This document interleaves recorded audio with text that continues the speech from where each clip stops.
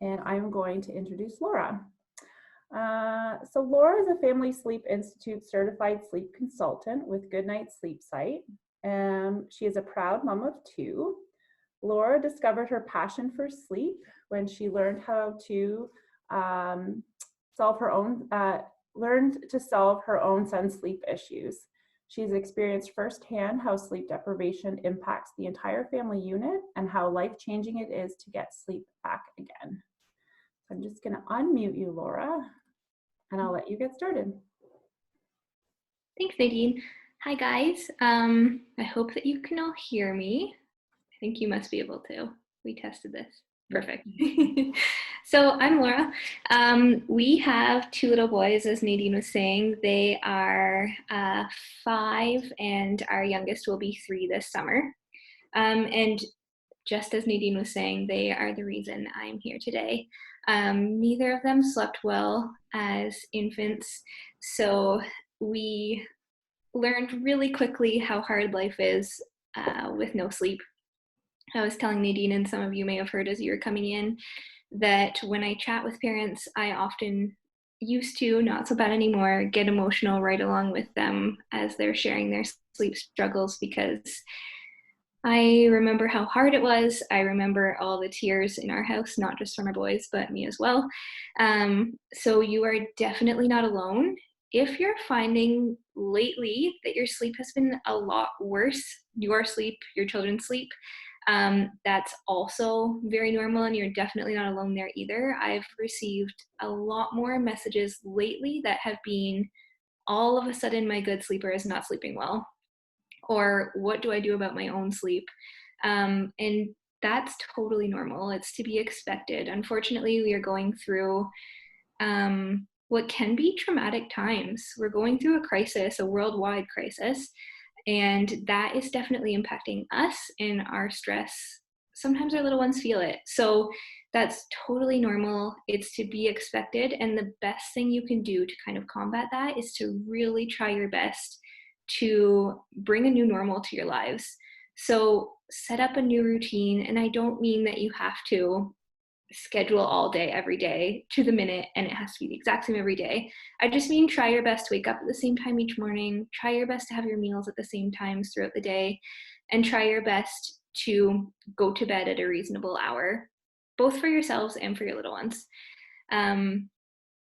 That being said, that's kind of my little tidbit on kind of what's going on right now and how to tackle it, I guess.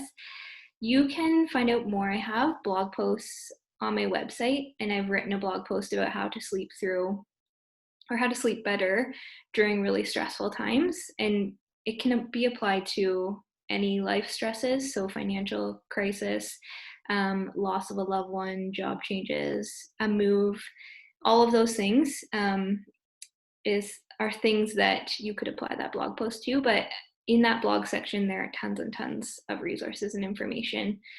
I try to post at least 1 blog post a month, so you can always find lots of information there if you're kind of looking for more or expanded information on what I'm chatting about today. Oh, Sandy Dave. So my website is just goodnightsleepsite.com/London. It's really important that you get the /London in there to get me personally. I am part of a team of sleep consultants. Our founder is in Burlington, and so my area, I guess you could say, is London, but I service worldwide. I was telling Nadine a little bit ago too, so some of you may have heard that I'm working with a family in Saudi Arabia right now, and I have a family in South Carolina right now. So that's all of my little quick introduction. If you have any questions or you want to know more about me, just let me know. But that being said, I'll get into my quick sleep tips. I want to try to be as quick as I can because this is a big group, and I want you guys to be able to ask me your questions, and we can chat about kind of your individual struggles. But I wanted to give you kind of my 4 tools, or my 4 key things that I always find really make a big difference in our little one's sleep. These are things that I always go over when I work with families. They are little tools to have in your toolbox to kind of use and work with to make some really, really big improvements. So my first one, and it's a really big one, is sleep environment. And we always want to make sure that the environment is conducive to sleep. So when I say that, for lack of better explanation, and some of you have heard me speak before, you will have heard me go over some of these tools already, but they're important. So for lack of better explanation, an ideal sleep environment, or one that's really conducive to sleep, is dark and cave-like. I know that's not a pretty picture, but a room that is super, super dark. And when I say dark, I mean go in your child's room, turn off all the lights, close the door, let your eyes adjust for a few minutes, and check to see if there's any source of light anywhere. I don't want you to be able to see your hand in front of your face. And I know that that sounds really extreme, but darkness encourages our bodies to produce melatonin, which is that natural sleep hormone. So it's a really great way to set our little ones up for success without changing how we're responding, without changing what we expect from them. Just a little tool to kind of play around with, but it will really make a really big difference. So super, super dark. And I know that some families will say to me, well, I have blackout curtains, and then they'll send me a picture and there's light creeping in around the edges. And that's enough to interrupt our melatonin production and signal our bodies to start producing those stress hormones and get our bodies going. So we always want to make sure that there's no source of light anywhere in the room. Another one that's tricky and kind of sneaks in there are little lights, like indicator lights on the monitor, on the sound machine, saying that they're on. And a really easy and quick solution is just a little bit of electrical tape over that little green indicator light. I know that it sounds really nitpicky of me, but I promise it will really make a big difference if you can have your room super, super dark. So dark and cave-like, so nice and cool, is always good. Parents will ask me, well, what's the ideal temperature? And I say anywhere between 20 and 22 degrees. We don't want to go a whole lot warmer than that. We can absolutely go colder than that. Our boys' rooms at home often get down to about 14 or 15 degrees. Some nights we live in an old farmhouse, and their part of the house hasn't been renovated yet. So super cool, but coolness is another thing that will encourage our bodies to produce that melatonin again. So it's something we really want to focus on. And then we also want to make sure the room is really, really boring. This is important for our little ones anywhere from about 4 months and up. At around 4 months of age is when they really start to connect and take in the world around them. They really start to get curious. And you might notice around that age, your little ones are staring at a light or a picture on the wall, and they'll stare and stare and stare at it.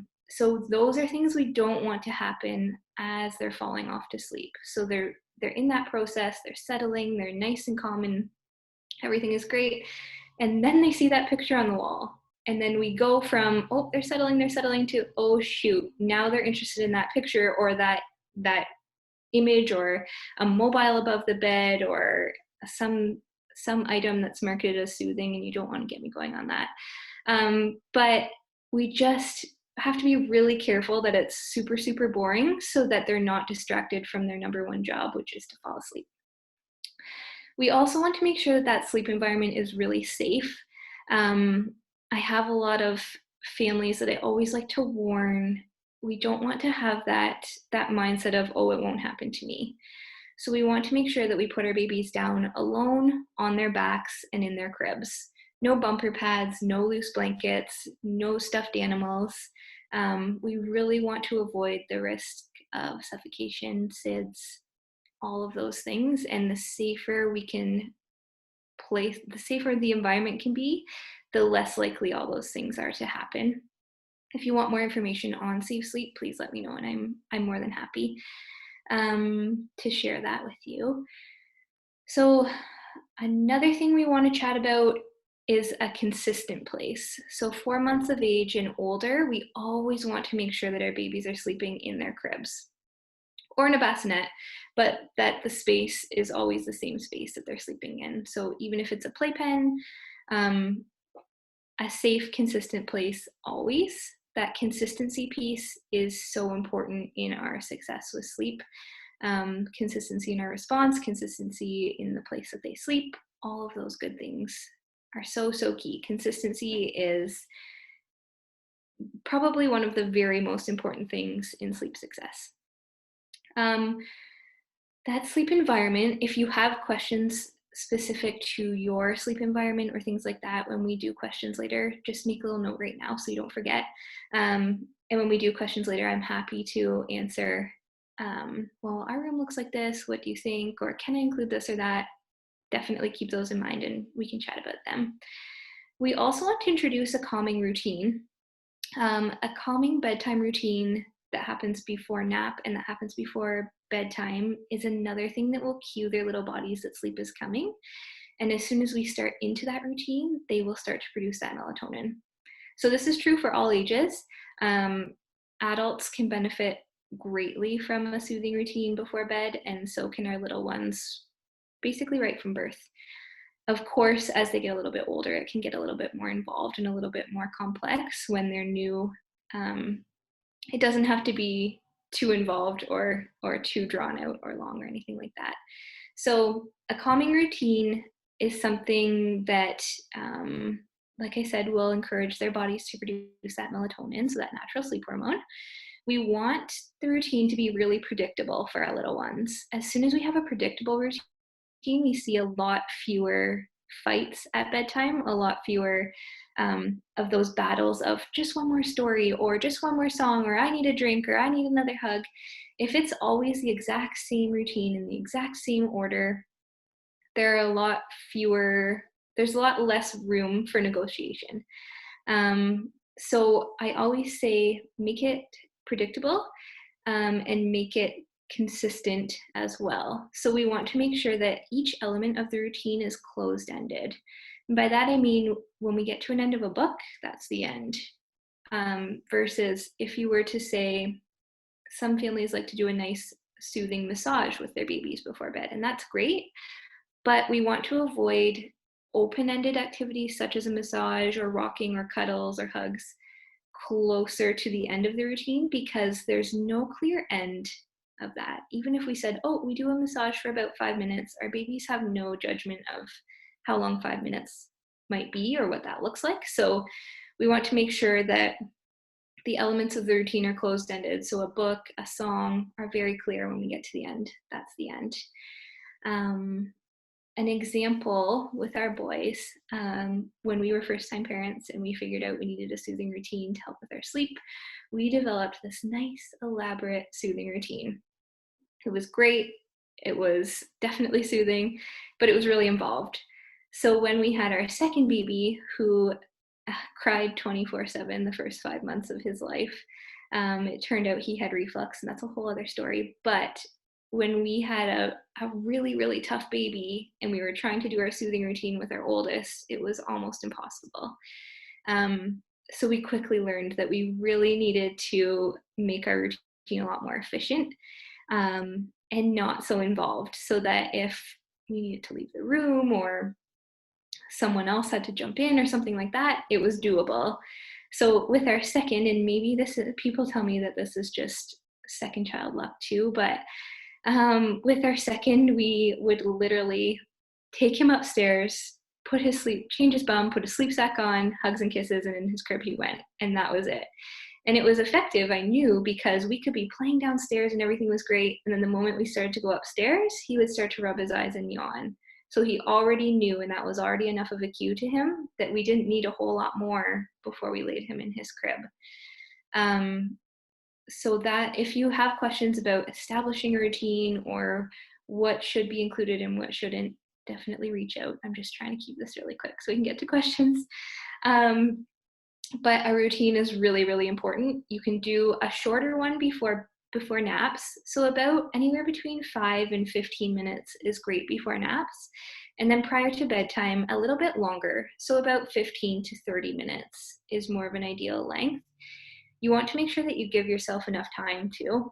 Family that I'm working with right now, just tonight said all of a sudden she fought bedtime and she hasn't fought bedtime all along, and what's going on? And I noted a little while earlier, we communicate through a sleep log, so they let me know how their day is going through the day. A little while earlier, I noticed that they had gone outside, and so everything was pushed a little bit later. And I said, oh, did you rush through your bedtime routine tonight because you were a little bit later getting started? And she said, oh, no, I did. And that's completely fine. It happens. But our little ones will feel that rush and that stress. So we always want to make sure that we leave enough time that we aren't rushing through it to the point that they feel that stress and anxiety, and then they have a harder time settling. Another thing we want to do, and right now, because most of us are home and most of us have a lot fewer things that we have to attend to, we really want to make sure that sleep is a priority throughout the day. When we are putting down an overtired baby, it's so hard to do. If you can keep your little one rested throughout the day, and I know that this goes against, it feels like it goes against common sense, but if your little one can stay rested throughout the day, you're going to find that it's a lot easier to settle them for bedtime at night. And it turned out with our oldest, that was actually all that was happening. We knew that he was so tired, but we would try and lay him down and he just would not settle to sleep. It was impossible. And it turned out we just needed to be we just need to make sure that he was napping better throughout the day, and we were putting him to bed earlier at night, and all of a sudden things were so much better.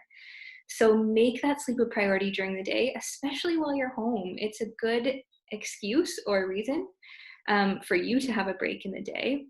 And it's a good way to keep our little ones rested so that those bedtime battles are fewer at night.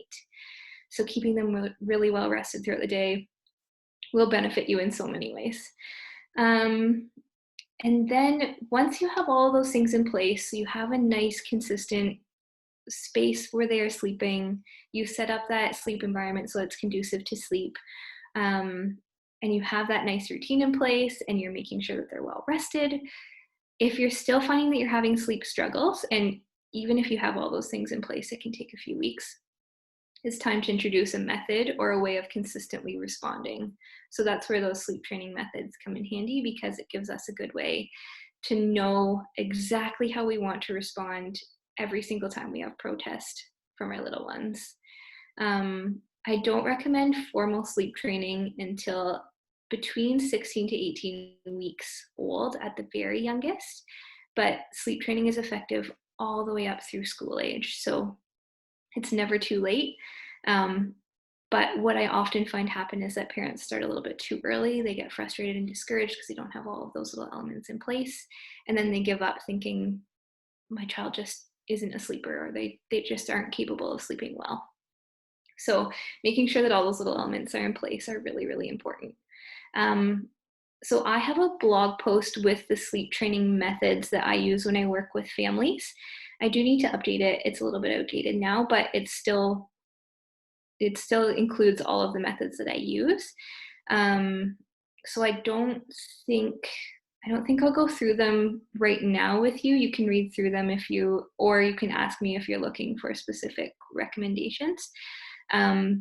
But that way we have a little bit more time for questions, and then I can always go over them later too, if you guys would like that. So those are my main 4 sleep tools they're kind of my main tips that I love. And I think that's everything I had on my list. So I think we can open up to questions now. Does anybody have any questions for Laura? I don't see any in the, okay, I see one here. I'll unmute you. Hello. Hi, I do have a couple questions. So for the boring room one, I just redid her bedroom yesterday to make it so there's nothing around for her to play with. I'm just wondering, should we avoid playing in her bedroom, like just puzzles and reading? That's a really good question. How old is she? So it's Evie, she's 20 months. Oh, hi. Didn't recognize you because we've only talked. Yeah. So yes and no. It's okay to have quiet time in their room and have it encouraged that lights are dim. We do really calm, quiet things in our room, and that's something that we want to always encourage right through adulthood. Mm-hmm. So definitely it's okay to play in the room, but you want to make sure that it's separated from sleep time. So Yeah. if you're having quiet time or nap time, you want to make sure that there's no playing, there's no toys, there's nothing to tempt away from that sleep. Yeah, I put it all away now. Yeah. Perfect. Yeah. But it's okay to play, like if in the morning it's nice and bright and everyone is waking up and you're getting going, it's okay to play then. You just want to avoid playing when they should be sleeping. Does that make sense? Yeah. All right. And I just put a nightlight in the room, so I'm going to take that away. With nightlights, so some little ones, and Evie's like, she's right on the border of when I would say that they're okay to have. Usually I would say around a year and a half to 2, so she might be, is when they develop their kind of sense of imagination. So that's when they develop that fear of the dark. But lots of children, we think that they have a fear of the dark and they don't. And then as soon as you put in a nightlight, there are more shadows and it makes things worse instead of better. So if you decide to use a nightlight, you want to use either a red or orange bulb. And you want to make sure it's a really, really, really low watt. Like I think that they come in like 4 watts, like really, really dim. That is a lot less likely to interrupt that melatonin production. A lot of families have had success with a salt lamp as well. So that's another option because it gives just like a nice glow. We want to go to like a blue or white tone. Yeah. Okay. I have a few other questions. I had a couple of other people with their hands up. Do you have any other additional questions? Sorry, yeah, one more. Just the calming routine. So you said to keep it simple, but I think her routine's pretty packed. So I think I'll just keep it. I'm good. Thank you. Great. Well, we can always circle back if you have anything else that comes up. Okay. Okay. So next the names aren't coming up exactly. So I'm going to say C. Cowdrey. So my 3-year-old is a great sleeper. We, not recently, but we've transitioned her to her own bed, but she now wants me to lay with her to go to sleep. And then sometimes I can sneak out of there without her noticing, and sometimes she does notice or ends up coming into our room in the middle of the night. So I think part of it might be we have to get back to a consistent routine, but just looking for some other tips to get her to go to sleep on her own. For sure. Good question. So around 3 years, I love this age because so my graduate school, this is a little bit off topic, but not. I did autism and behavioral science for grad school. So I love when parents have questions for around 2.5, 3 years and older, because we get to get into that behavioral piece. And something that's really amazing about this age is that they think and they want to be adults, and they think they know what's best for them, and they get their own little personality and their own little opinions. So what's really cool about that is that we can have, and it sounds cheesy, but you would be amazed at how effective it is. You can have a little family meeting, make it super official. I know, make it super official, sit around the table, talk about the importance of sleep in her turn, like in her language and their understanding level, of course. But you can say, hey, you know what? We all need to sleep a lot better. So I can't stay in your room when you go to sleep anymore because I need to get ready for bed too. And you know what else? When you wake up in the night, you need to just hug your teddy really tight and go back to sleep, because when you wake up mommy, then I'm too tired and we can't do fun things like play in the backyard, or I know right now we don't have a lot of options for really super fun things, but we can't go to the park, or we can't play Barbies, or we can't do all of those things that we love to do because we're too tired. And I've tried to have some of those conversations with her, and she's so smart. It's funny what she'll say. Well, no, mommy, if you leave, I will be sad. And then I don't know how to respond to that, because I know that's exactly what's going to happen. She'll just start crying.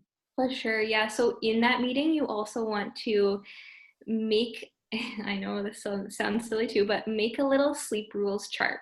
You'll have one for you and one for her room. And you'll write out a list of rules, like at bedtime, and then it can be like ...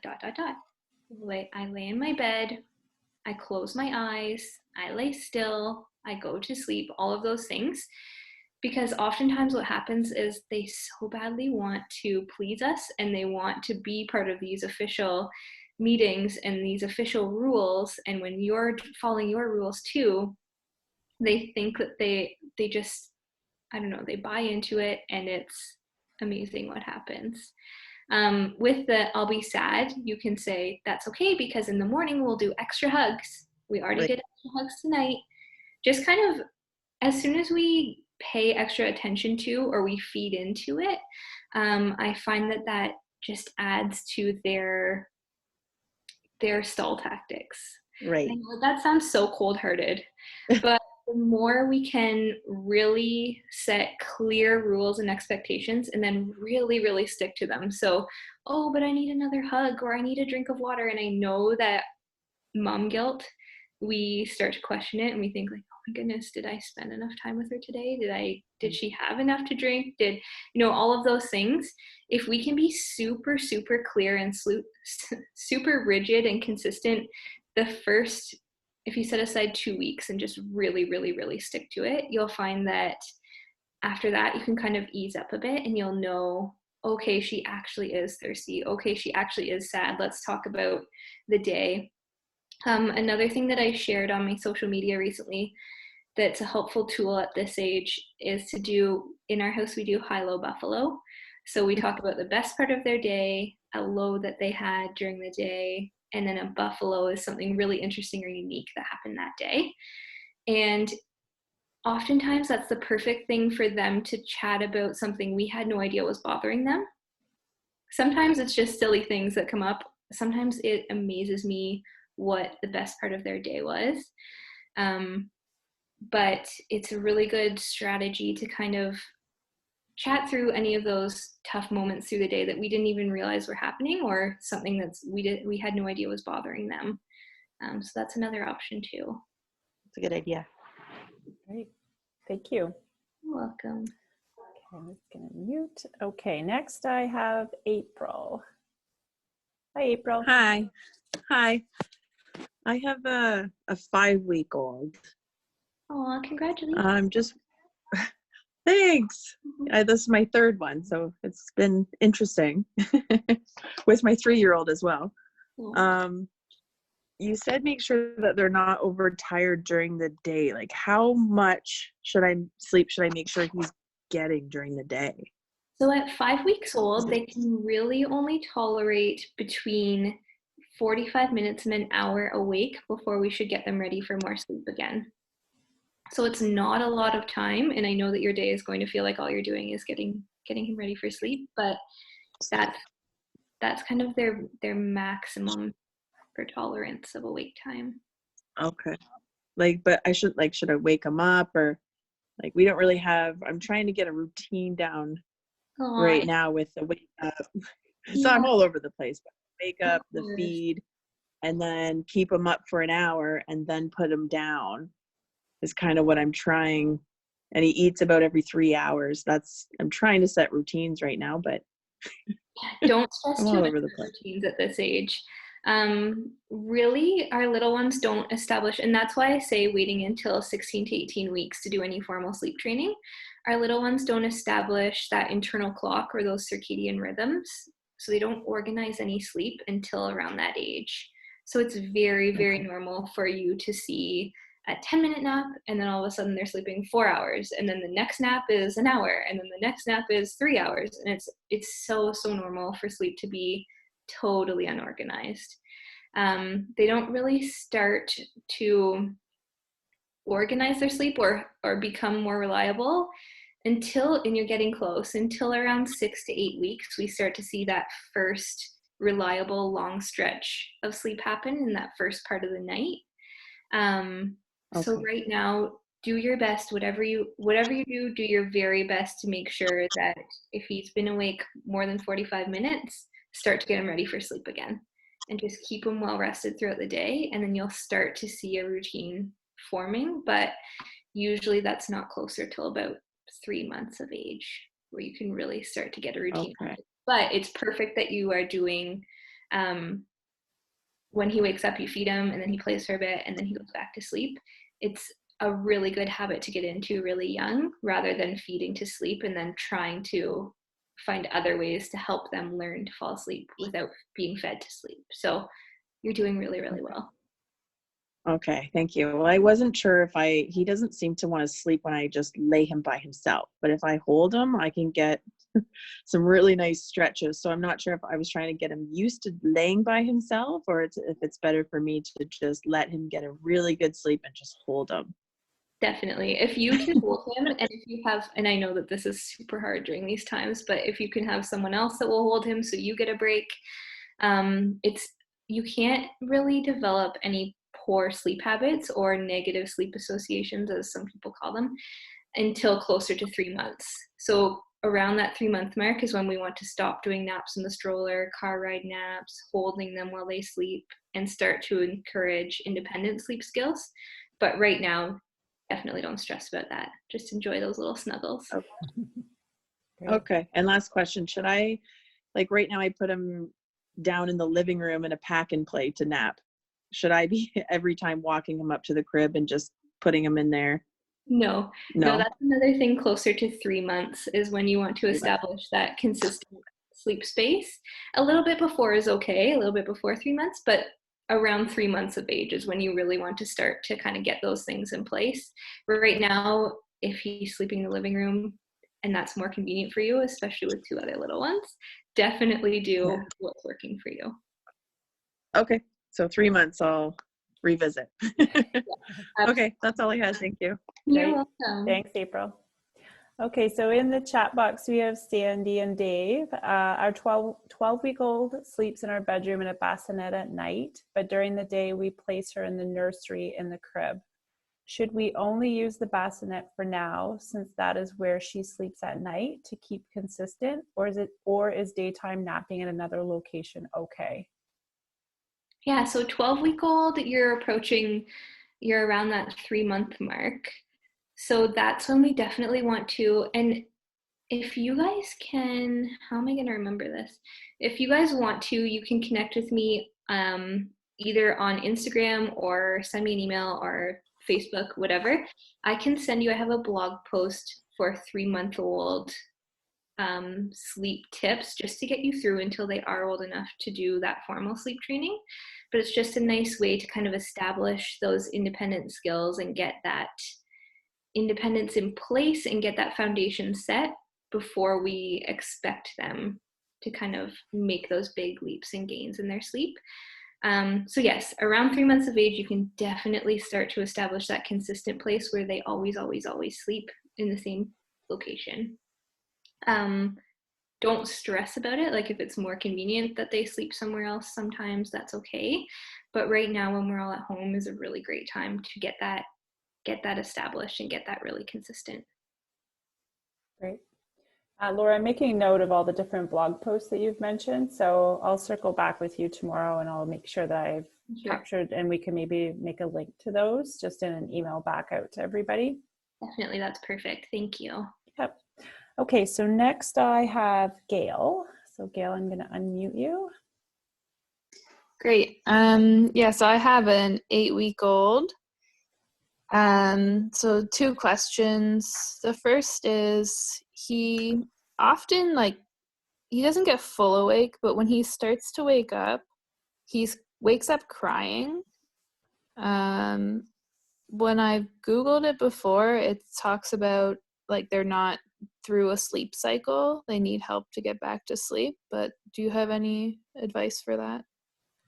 Yeah, you're right, Gail. Usually when our little ones wake up crying, I mean, 8 weeks old is pretty young to expect them to get much longer than a sleep cycle consistently. But when they wake up crying, that generally is a sign that they need more sleep. And at 8 weeks, you can definitely expect naps and nighttime sleep to be a multi-part event. Of course, nighttime sleep. But naps for sure will also be a multi-part event. So it's okay if you need to rock him or feed him or help him go back to sleep partway through a short nap, especially if he's waking up crying and he's upset, that's a good indicator that he's still pretty sleepy. Yeah, it's hard to listen to, but For sure. great. Okay. And then this is kind of similar to the 5-week-old questions. I'm finding he can't sleep too well or too long on his own. He's my firstborn and I'm stuck at home, so I am, holding him a ton. And in the morning for like a first nap, I'll just bring him into bed and like have him sleep beside me, and just that warmth, I think, and like smelling me helps him. So is any of this, am I setting myself up for failure in the future, or what should I do? Definitely not. So you don't have to stress about establishing any negative associations, like I was saying before.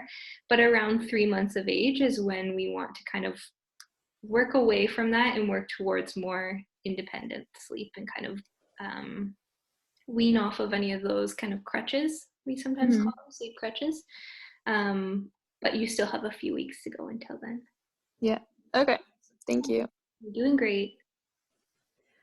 Okay, so next I'm going to something in the chat box. I have Kathy. It says, how do you cut feedings out of routine? I'm believing it should say maybe at nighttime. She's 7 months.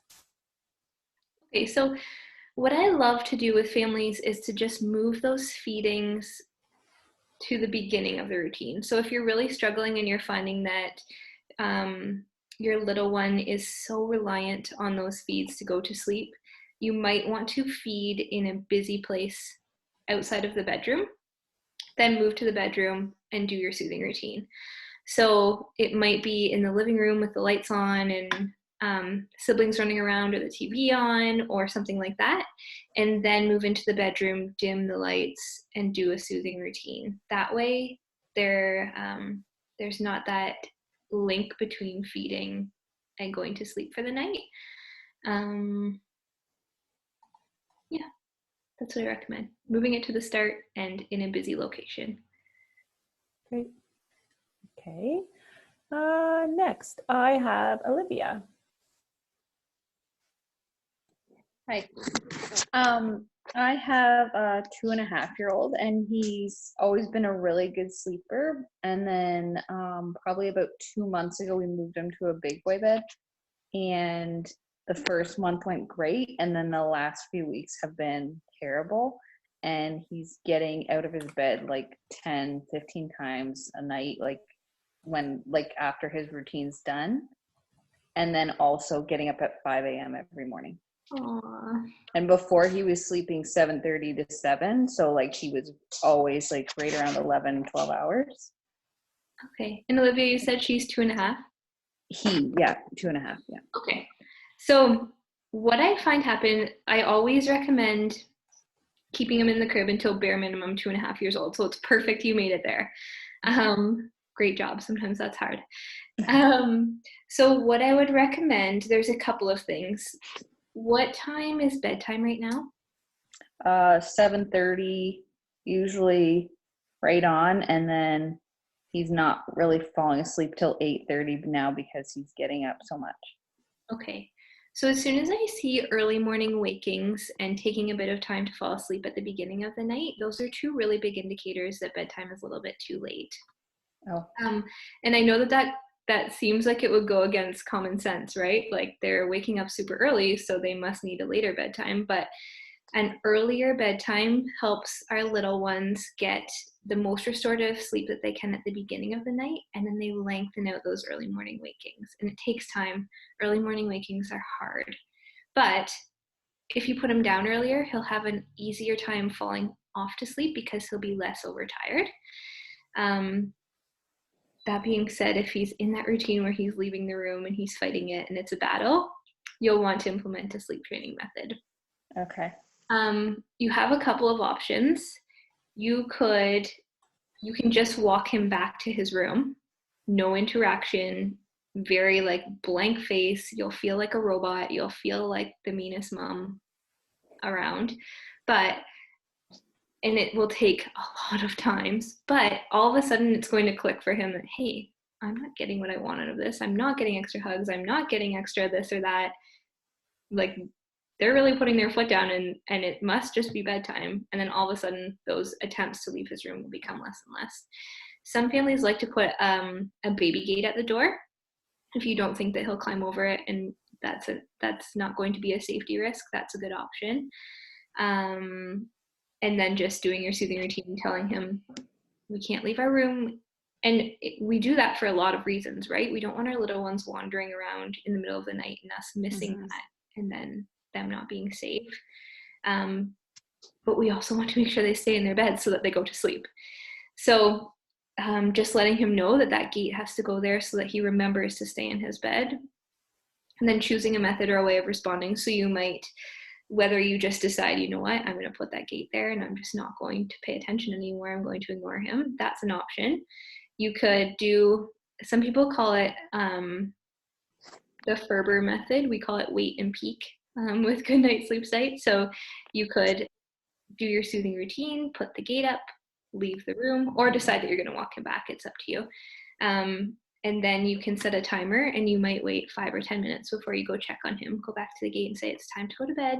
I love you, and I'll see you in the morning. And then walk away again. And then you just wait a little bit longer. So if before you waited 5 minutes and he's yelling and he's crying and he's mad, then the next time you might wait 10 minutes. And the really important factor here is just to make sure you increase the amount of time you're waiting. And he'll slowly. The only thing like I'm thinking with that is he would happily just play in his room and read books and do things. So even if I ignore him, like it's not going to be a problem for him. Yeah. So another thing we want to do when we move our little ones to a big bed, I have a blog post about this too, actually, moving from to a big bed. We always want to make sure, especially in the beginning, that we do what I call crib the room. So basically make his room like a giant crib. So no books, no toys, nothing fun. So that if he ends up that he's like, no, I'm not going to sleep. Okay. But then you're going to just lay around on the floor, I guess, or there's not a lot of options. There's not a lot of fun things that you can do. If you want to just hang out and rest in here, that's okay too. And then just ignore it and leave it, right? It's not like a discussion. Okay. Just kind of like, oh, well, that's your choice kind of thing. And he's going to realize that it's boring. There's not a lot to do, and he'll decide to go to sleep. If he falls asleep on the floor, that's okay. They'll do it it happens for a few nights, and then all of a sudden they don't do that anymore. They realize their bed is a lot more comfortable than the floor. Okay. But that's also an option. So there are a few different methods that you can look at, and you can have a look at that blog post too and choose what you feel like is the best fit for you, his personality, and your family. And that's how I would just like consistently respond. And when he realizes that, oh, it's not an option to leave my bed anymore, it's not an option to do those fun things, you'll find that it comes together. Another thing I would recommend is, do you have a toddler clock, or have you heard of like an okay to wake or a toddler clock?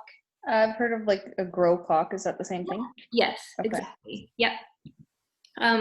They're a really nice tool at this age. You can set the time that it's okay for them to wake up in the morning. So we use the grow clock in our house, and the language we use around it is, oh, the star is still there. Mr. Sun isn't awake. We can't leave our room. It's not time to wake up yet. That means we have to keep trying to sleep.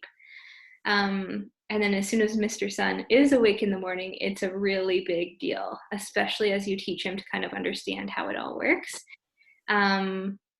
It's a really nice tool to lengthen out those early morning wakings, because when he wakes at 5 o'clock and Mr. Sun isn't awake, he'll start to learn that he needs to try to go back to sleep until Mr. Sun is awake.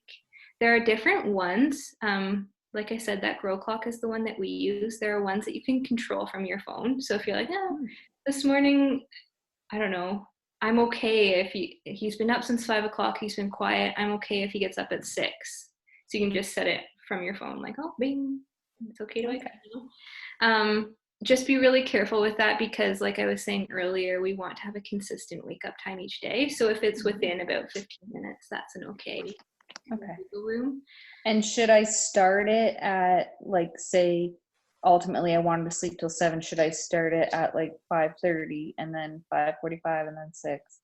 Yeah, you can do that. Just make sure that on the first day you start just a little bit later, but you quickly move that time further. Okay. Just so that like he gets the hang of it, he understands the concept, but okay, now it's time to lengthen out those early mornings. Yeah. Because I'm just thinking if he's like wide awake at 5 o'clock and then I'm having him wait 2 hours, he might not For sure.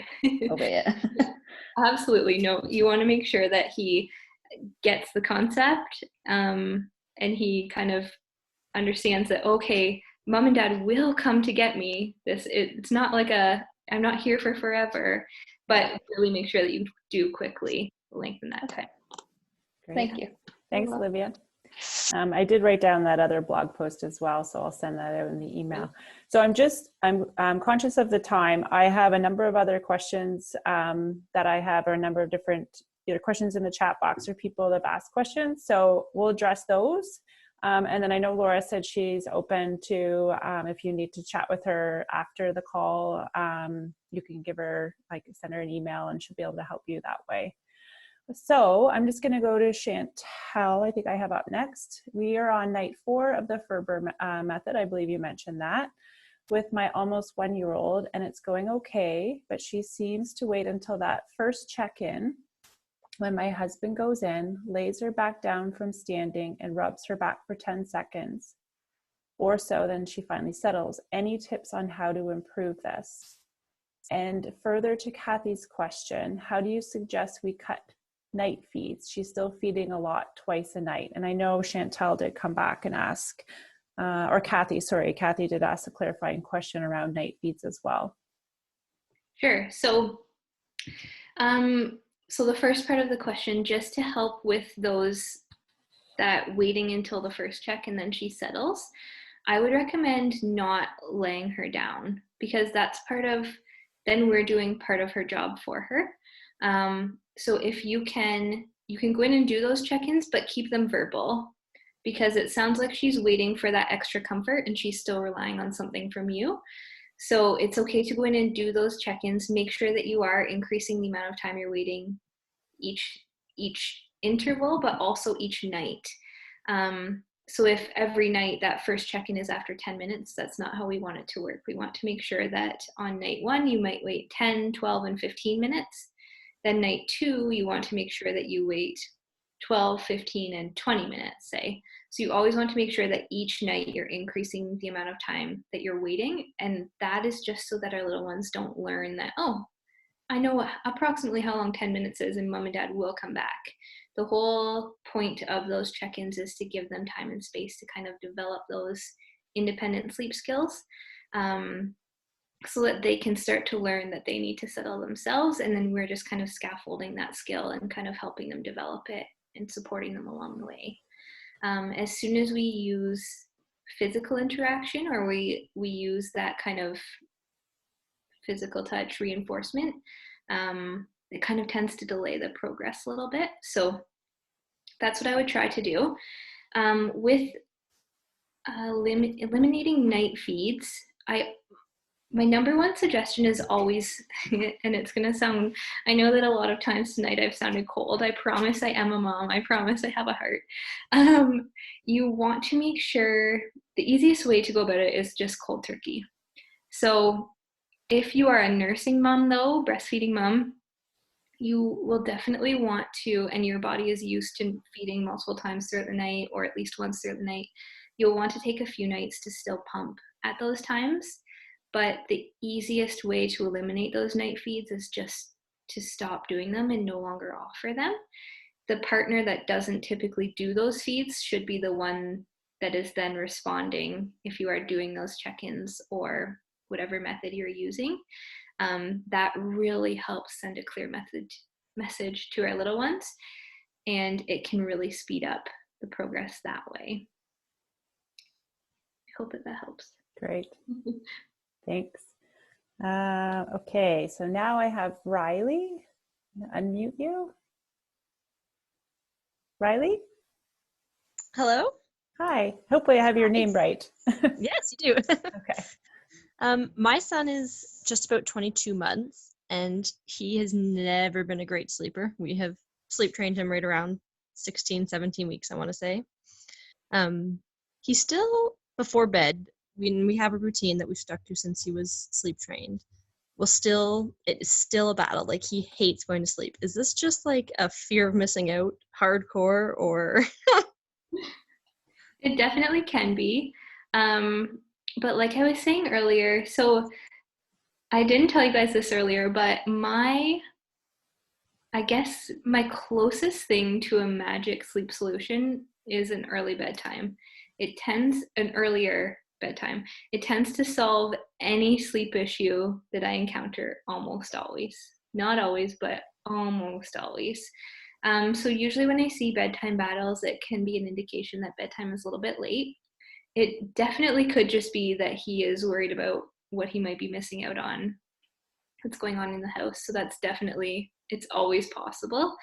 It might also be that your bedtime routine isn't quite long enough. So sometimes when they don't have enough time, enough calm connection time right before bed, we see that the struggles before they settle off to sleep are harder. So that's a possibility too. What time is he going to bed now, Riley? He goes to bed at 7. Okay. So and how is he napping throughout the day?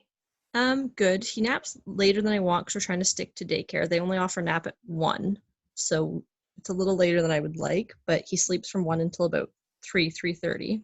Okay, so that's actually perfect timing. 1 o'clock is a great afternoon nap time.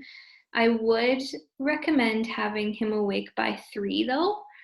3:15 if needed. Like if he's still sleeping and you think he might wake up on his own, if you left him a few more minutes, that's completely fine. But that might help with him settling as well. That's really good that he's napping really well throughout the day. I might also recommend, because he's taking a little bit longer to fall asleep, you might even just try 6:30 or 6:45. So just a little tiny bit earlier.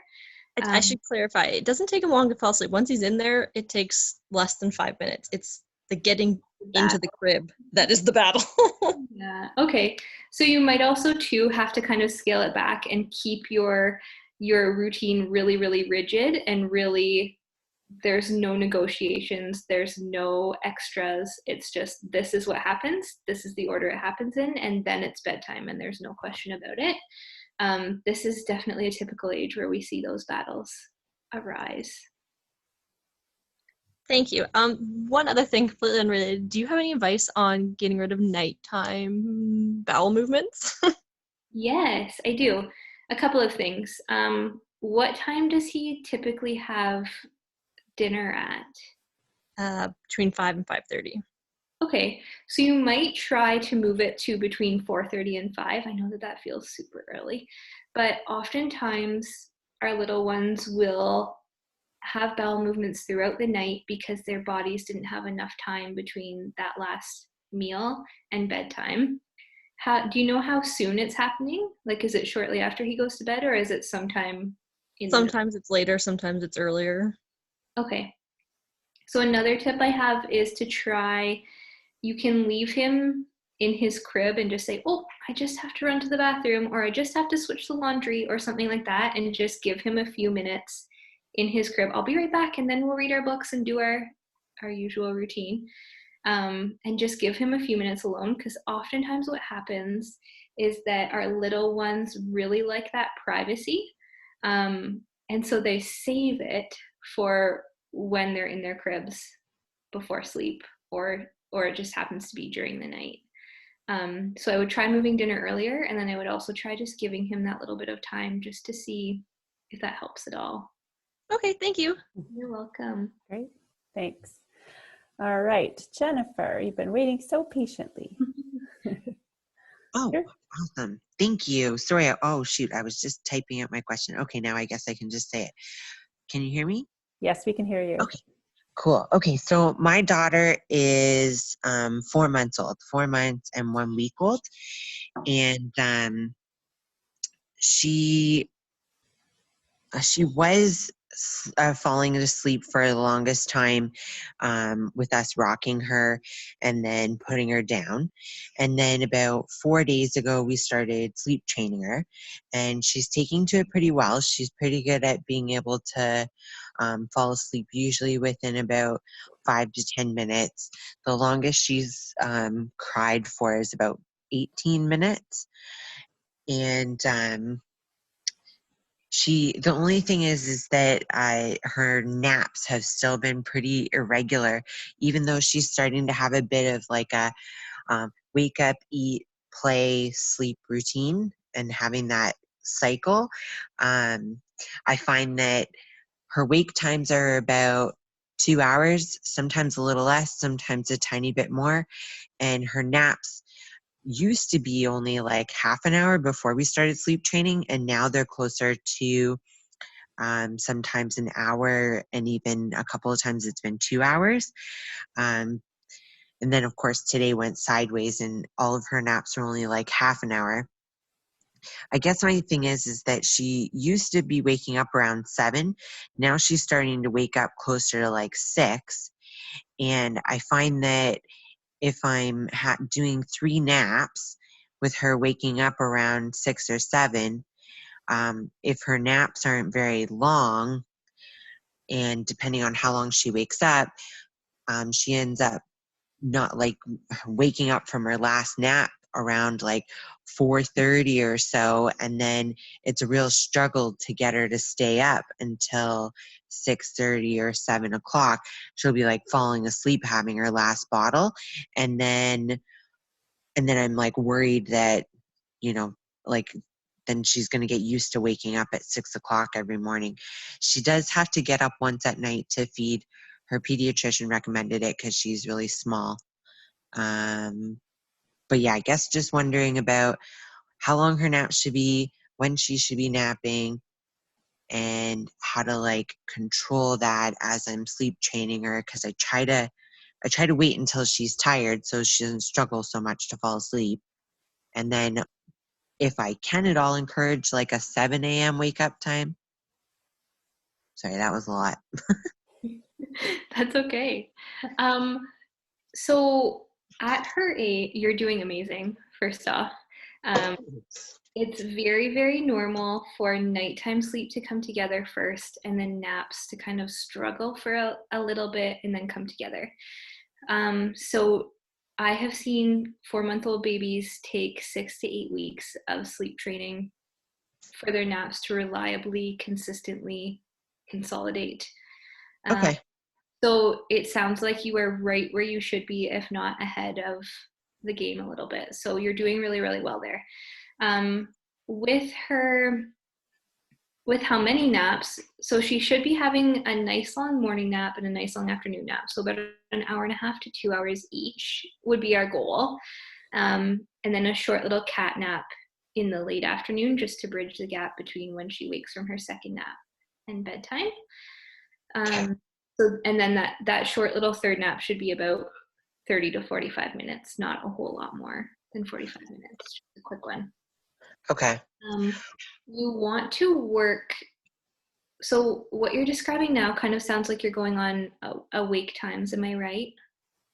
Yeah, I have been. And then like if her nap ends up only lasting half an hour, I've been trying to stretch it. So sometimes I can just leave her and 5-10 minutes she'll fall back asleep. Sometimes she's even been like not too I don't know, not too angry, and I've even left her for 20 minutes just kind of playing and kind of whining a bit, and she's fallen back asleep and stayed asleep, but not every time. Perfect. That's amazing. You're doing really, really well. So with awake times, they are great up until about 4 months of age, but then once we reach that 4-month point, I really love to shift to a clock-based schedule. Okay. And if you have a look back, it's easier on Instagram than it is on Facebook, I find, to look back at my posts, but I did do a post recently, within the last few weeks anyways, about why I love a clock-based schedule versus awake times. But really quickly, a clock-based schedule encourages our little ones to start producing melatonin at the same times each day, kind of like when we eat at the same times and then we don't eat at that time, our bodies feel hungry because we're used to eating at that time. The same thing happens with our sleep mechanisms. So Okay.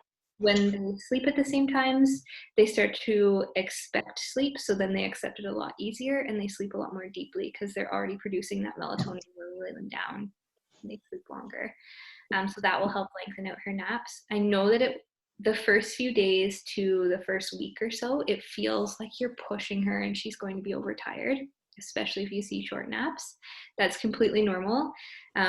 Just allow for a nice early bedtime on days where naps are shorter as you establish that schedule, and then you'll start to see her naps lengthen out, bedtime get a little bit later.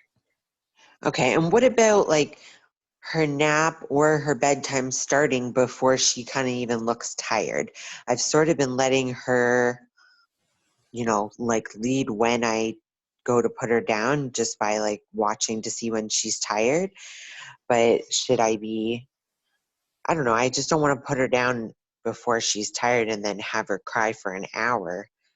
Of course, yeah. So with that clock-based schedule, she will be tired. And if you have that nice soothing routine, that will really help encourage her body to, it's amazing what a routine can do before sleep. You'll go from she's playing and she's happy, and then you move into that soothing routine, and all of a sudden you'll see that sleepy feeling happen. Like you'll start to see her kind of get dozy. Yeah. Yeah. Okay. All right. And then I guess what about trying to, encourage her to wake up around 7 instead of 6? Yeah, so a nice early bedtime. It sounds like you're doing an early bedtime already. If you find that naps are not great, even earlier is better. My very early, just so that you guys all know, my extreme early, like naps were horrible, your day was busy, everything was terrible, would be a 5:30 bedtime. So that just kind of gives you an idea. There's a bit of wiggle room there. So that helps encourage a later wake up time. But 2, if you can leave her. So 6 o'clock is still acceptable. I know that it feels super early, and it's not when we want her to start her day. We definitely don't want her to start her day before 6. But a biologically typical wake up time for a baby her age is between 6 and 7. So if you can leave her until 6:30 or not rush in to get her right away. So even if she wakes at 6 and you get her at 6:10, that still is giving her the message that my day doesn't start because I'm awake and fussing. My day starts because it's time to start my day. Mom said so. Does that make sense? For sure. And most of the time she'll wake up on her own at least once at night to be fed, but there have been a few times where she slept through the night, and then we found out from her pediatrician the other day that they want us to at least have her eat once at night. Is there like a certain time at night, if we're waking her up, that you think is best so that she, gets enough sleep the first and second half? Yeah, that's amazing that she's sometimes sleeping through. So babies typically, some people will come to me and say, we are done with night feeds at 4 months old, and that's completely fine. If the pediatrician is recommending that you keep night feeds, that's awesome and totally doable. Usually by 6 months of age is when I kind of encourage families to look at eliminating feeds. It's when they don't physiologically need a nighttime feed anymore. So she's still nice and young. Still, some babies even do 2 feeds a night at her age. So you have a couple of options. You could either do a dream feed. So that's where you would, especially if she's sleeping, that's amazing. You could sneak in the room between about 10:30 and 11 and just pick her up while she's still asleep, do a nice quiet feed, and lay her back down while she's still asleep. That way you can encourage her to keep up these amazing habits where she's sleeping through the night, because she's not necessarily aware that she's had that feed, but that will keep her caloric intake up during the night. The other option you have to kind of encourage this amazing sleep through the night is to do the very first time she wakes after midnight, you go in right away and feed her. So don't let her fuss or cry or anything like that. You would just go in right away, do your feed, keep the lights nice and dim, keep interaction to a minimum, do your feed, and then out you go again. So those are usually my 2 options when I work with families that tend to work the best. Okay. All right. Yeah, because I guess one thing we have been doing is taking her out of her room and bringing her to the living room to feed her. Yeah. Just stay in her room. For sure. Yes, that will definitely encourage these amazing habits she seems to be forming with sleeping right through the night. Okay, thanks. Thanks, Jennifer. I think that's all of the questions, Laura. Hopefully I didn't miss anyone. I just saw Kimmy's hand come up. I know we were hoping to wrap up around 9. Kim, maybe I missed Kimmy's question. Laura, are you okay if we answer this one last question? Of course, yeah. Okay, sorry. No, I'm afraid I missed her. Okay, there she is in the corner. Okay. Well, oh, are you unmuted? Kimmy? I've unmuted her. I don't hear her. I don't know if it has something to do with your audio. I'll try muting and unmuting. Her video was there and went away, right? Yeah, I see that. Okay. I'm not sure. Maybe she's not connected to her audio. Kimmy, I'm going to be sending out an email tomorrow with, I'm going to take my headphones. I'm going to be sending out an email tomorrow with just a follow up with some of these blog posts you've mentioned. And then I know Laura said she's open to touching base with anybody on the call. So I will wrap it up there. Some really, really great tips, Laura. It was so appreciated. I know there's been some really great comments in the chat box. I have my youngest is 8, and as I said at the very beginning, I wish I had you around for when they were little, because these were some really great tips. So hopefully everybody on the call had their questions answered, and you've heard a few tips and tricks that you can apply at home. As I mentioned, we're recording this, so if you need to go back and re-listen to it, we'll have that up on our YouTube hopefully by the end of the day tomorrow. That's it. Anything else you want to add, Laura, before we end the call? I don't think so. If anyone is looking for more support, like if you're looking for one-on-one help, that's what I do. I develop a plan with families, so it's customized to you, your comfort levels, and I try and meet you where you are, and then I support you for either 1 or 2 weeks while we implement our plan. So if you wanted more information about that, that's also on my website, and we can always reach out if you have any questions, and we can always chat about that too. Great. All right. Well, thank you, Laura. We can touch base tomorrow, and everybody get a good night's sleep and take care. Thanks so much for having me. Bye, guys. Bye.